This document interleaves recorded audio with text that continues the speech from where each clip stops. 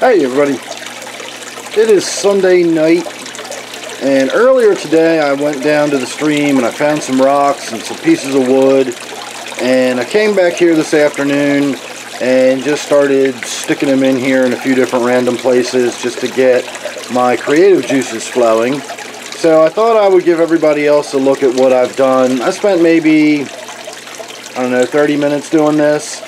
I did a big water change on the tank. We'll talk about that in a moment. But while the water was draining, I went and put a few odds and ends on this. And now we're going to have a look at them. Keep in mind, this is by no means the way this is going to look. We are nowhere near finished. And honestly, I'm not even sure at the moment whether we want to look at it with the overhead light on. This is just my, drop ceiling, fluorescent light.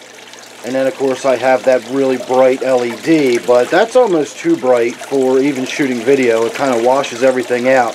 Now, that is definitely not going to be the light we're going to have on here when I'm finished. That's just what I had on here from before, and I haven't changed it over yet. But just by nature of what we're looking at, this is going to be sort of a low light kind of area. I'm probably going to have multiple light sources on it, and we'll create some nice shadow, and I'll put maybe some different color temperatures depending on what I need, where I need it, and that sort of thing. But we can talk about that later too, because we got a long way to go before we get to the lighting. So all I've really done so far was just put a few of these rocks and things down there. That's my prize rock right there. I really like the moss that's growing all over that, and I hope I can get some good continued growth. You can see that one stick. I peeled all the bark off of that. I kind of had something like that in mind for it when I picked it up. It just gives a nice little line right there where that waterfall is, breaks it up, makes it look a little more natural to me. I do realize the Java fern is not native for around here. I really don't care about that. I'm not, making a biology project here. I'm just having fun. The Java fern is also not going to be permanent. Or it might be, I don't know, but not these great big pieces. All of this stuff you're seeing here is going to be scaled way down. I'm not going to have these great big rocks and pieces of woodwork tucked in everywhere. In fact, that big piece of woodwork right there is actually going to be underwater in the tank, as are some of these larger rocks. Now, this rock that's got the moss growing on that, and then, of course, this one, I might have called that algae a few minutes ago, but the moss that's growing on this. These two rocks are going to stay exposed above the water, and in fact, this little area right here is where I intended to have this rock when I found it. As far as my dead nettles, clearly we're not going to have, disposable flower pots with the dead nettles just sort of draped in there. Again, this is just sort of, get my creative juices flowing, break up the lines visually. Ultimately, what we're going to have, I hope, is moss growing on sort of the surface areas. Along this ridge line here, we can have some creeping jenny that's flowing over and down and maybe hanging. I'm hoping to get some creeping jenny growing in this pool down here. So likewise, we'll get some creeping jenny trailing down into the tank, maybe even flowing across the surface of the water. And who knows? I've got this area back here capable of holding a little bit of minimal soil. So a little bit of minimal soil will be capable of supporting things like Christmas fern and mosses. Maybe find a few more smaller rocks that have some mosses growing on them. Once all the snow melts out of the backyard, I'll be able to go back there and find all the moss I want. And we can move some of this Java fern and everything out of here and get it back to looking a little more natural. This Java fern, with the exception of this piece, actually, you know what? I'm not going to let this run overnight. It's been running since this morning. It's now about 8 o'clock at night, so I'm 100% confident we're not leaking, but I'm still not going to let it run overnight while I'm not awake. So all the Java fern is coming back out right after I shoot this video, and it's only 1, 2, 3, and 4 pieces of it right there. Is some more Java fern I've got wedged back there. That'll all come out, go back into my bucket. I do sell that. I'll put my email down below if you're looking for Java fern. This very Java fern you're looking at right now is for sale. So hit me up with my email. We'll talk about it. The other thing we're going to be doing, as I mentioned, I did a water change on this tank. For those of you who don't know it yet, I've got a 40 breeder down here. This is not the little 20-gallon tank I had originally intended for this.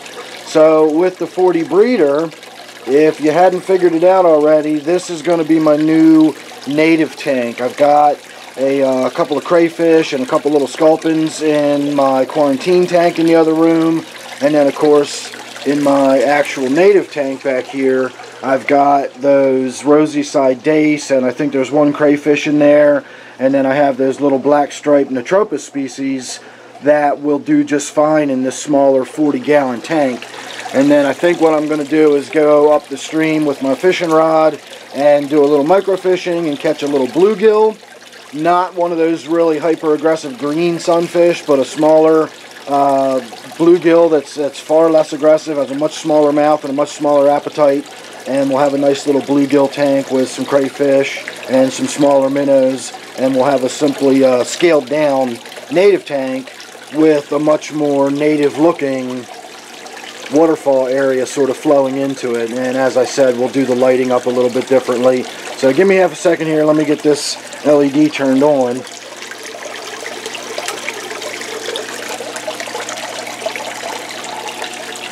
And then you can have a little bit closer look with the bright light on it. So I'm really digging this piece of wood. Now remember, that wood is going to be in the tank. Those larger flat rocks I found today are probably going to be in the tank. I'm probably going to wind up putting just the aquarium gravel in the bottom. I just can't afford to buy the black substrate that I like so much. It really looks good. I think it would look fantastic here. I just can't afford it.